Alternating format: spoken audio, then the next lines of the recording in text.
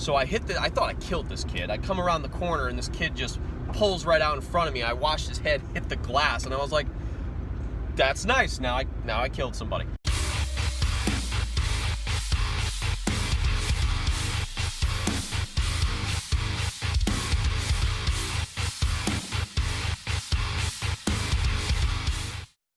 Hey, what's up guys? What's going on? A lot has changed since the last time I shot a video, which was that rambling, I am sitting wide awake at night, cannot sleep and all that stuff in the last video and my big rambling session. So, lo and behold, I do have sleep apnea, to say the least.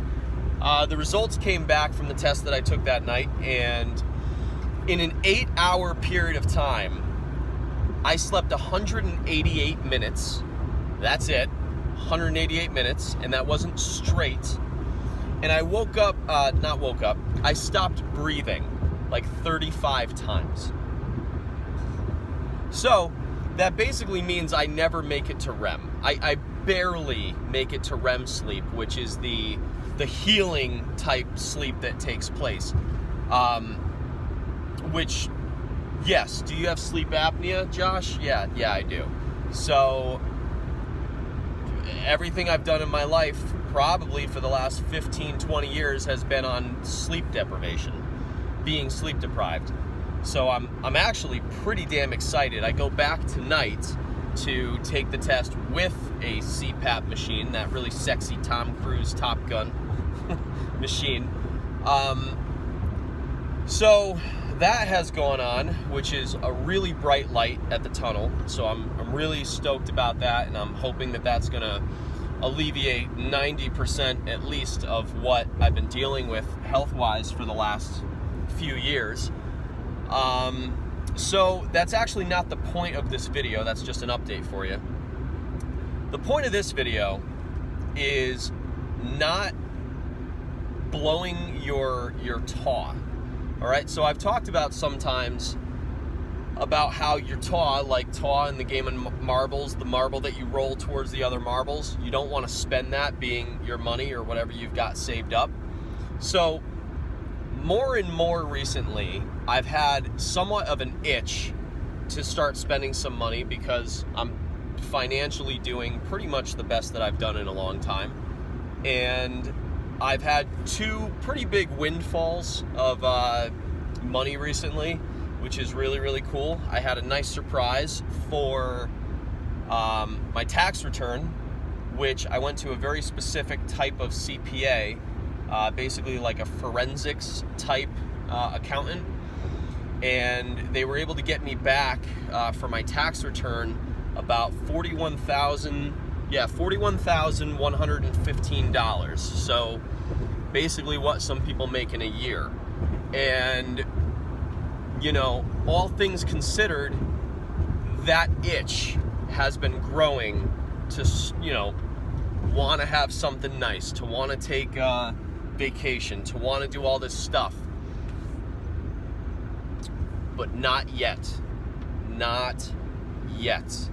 There's a lot of people who, I've been talking with, and people who are close to me and friends of mine, and they're like, dude, when are you going to buy such and such? When are you going to get a new vehicle? When are you going to buy a house? When are you going to do this? When are you going to do that?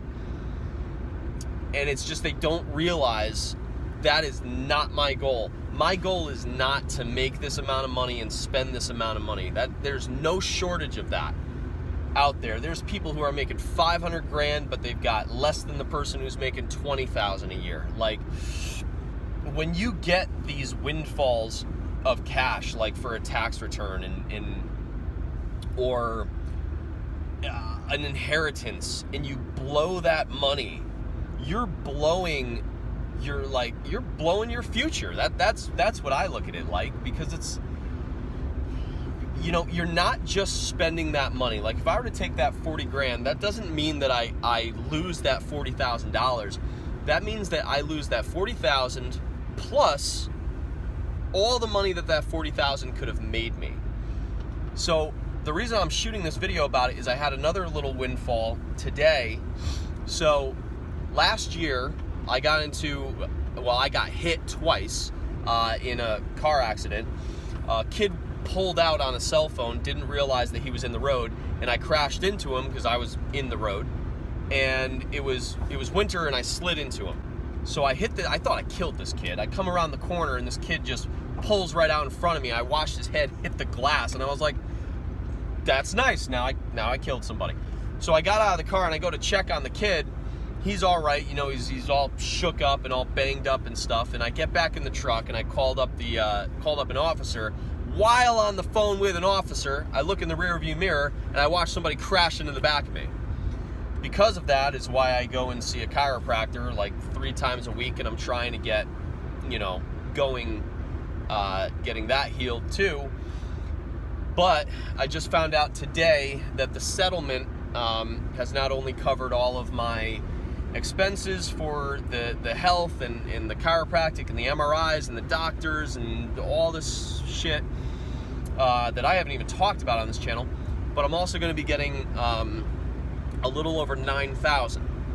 So that check should come in the next 3 to 6 weeks, as well as the tax return, and altogether that's 50 grand, right? So the reason I'm shooting this video is the same reason that I shot the other video when I had the $2,000, when I first, you know, showed when I had some money together. And then the same when I had that $40,000 several months ago. And it's the same reason I'm shooting this now. I had a friend of mine say to me today when I got the call about the settlement, he's like, dude, I would go and buy a new car. He's like, you don't need to be driving this shit no more. You don't need to be da-da-da-da. Dude, I am driving the exact same $2,700 beat up, shit-looking pickup truck that I've been driving for the past year and a half, almost 2 years, that I was able to scrounge together enough to buy back when I really did not have anything. I bought this truck. And guess what? The fucking truck still works. That's where I filmed from. You know, because there's no shortage of people who look like they have money, who spend every penny they have on the minimal payments for the house, for the cars, for the motorcycles, for everything that they've got. Their insurance rates are high, the property taxes are high, you know, and all they're doing is making the minimal payments. But if they miss those minimal payments for a few weeks, this shit's getting repossessed. It's going back. It's not yours. You know, you want to protect yourself from that shit.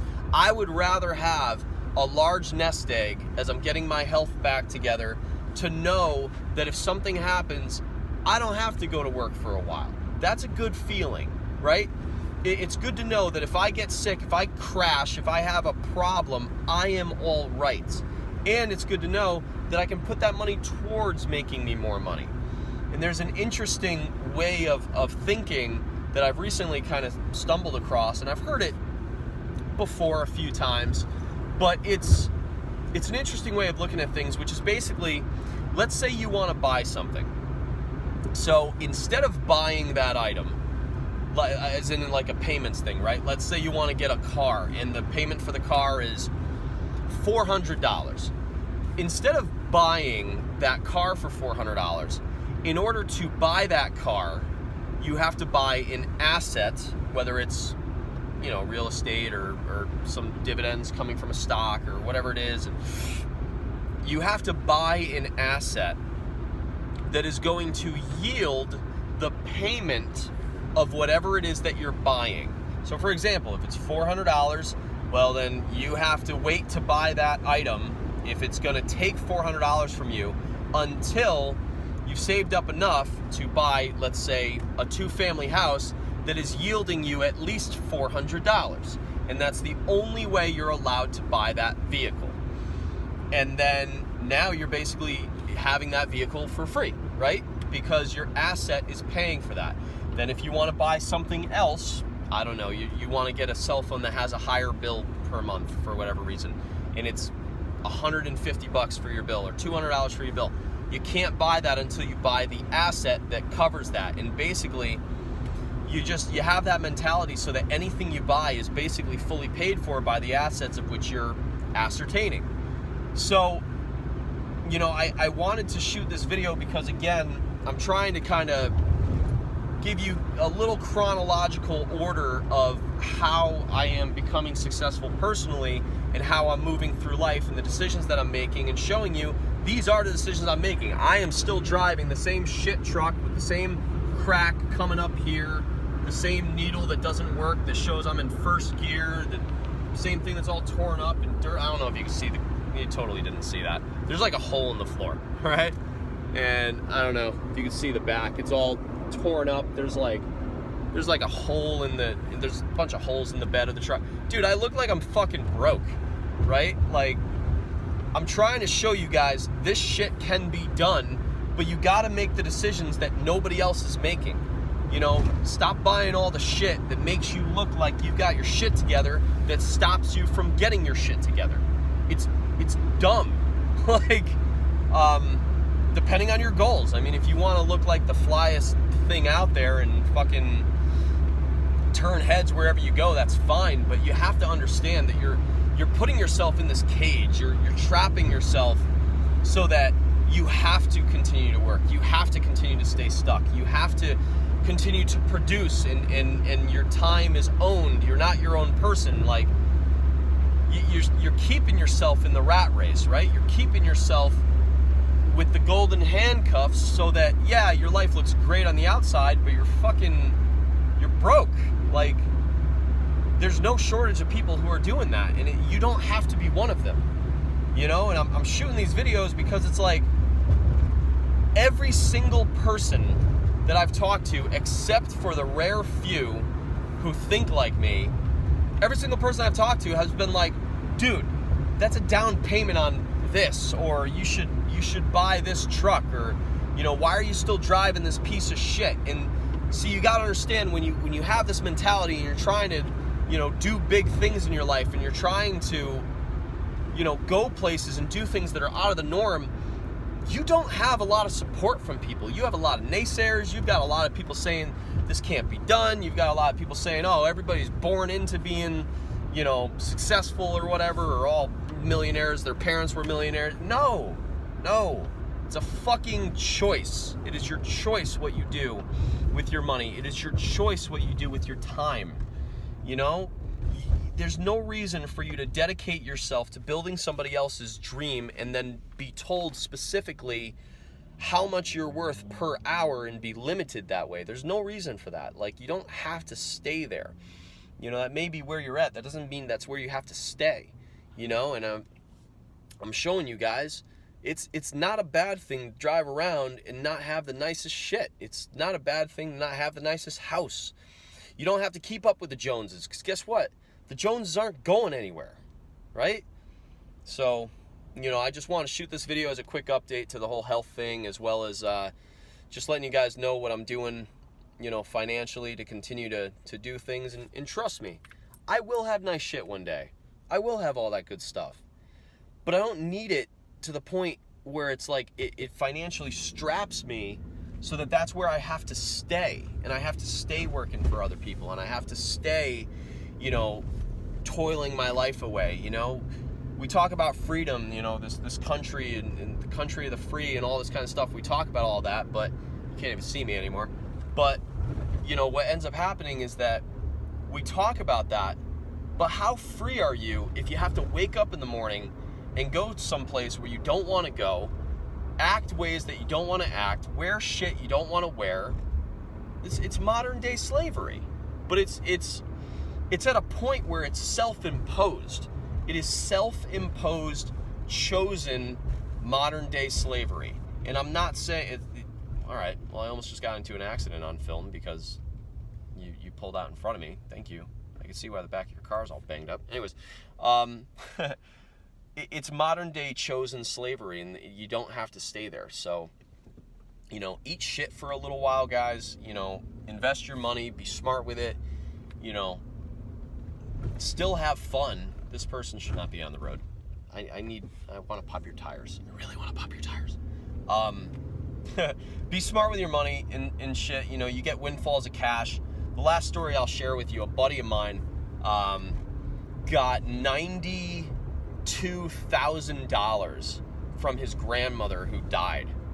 92 grand just handed to you. He bought a fucking truck, like fully loaded with some package for like $78,000. And he was crying the blues about I forgot what the hell it was, some financial thing. And he said he couldn't afford it. And I was like, how can you not afford it? You just got $92,000. He's like, oh, well, I bought my truck. Are you fucking retarded? Like, you got 92 grand and you dropped $78,000 on a truck. And now you don't have enough money for whatever the hell it was because he had spent some other money on other shit. It's dumb. And I said to him, I'm like, why didn't you just buy a truck off of Craigslist or whatever? And he says to me, he's like, oh, well, because, I really want something reliable. I'm like, what? Like, you can't find a reliable vehicle on, I was like, dude, my truck was $2,700. And he's like, yeah, but I mean, you might have to fix it and da-da-da. This truck will have to blow up 40 times or 30-something times and be completely replaced to equal your $78,000 truck. It is just mind-numbing to me. So just be smart with your money, guys. I'm doing it, so can you, and we could all fucking get out of the rat race together. All right? Catch you next time.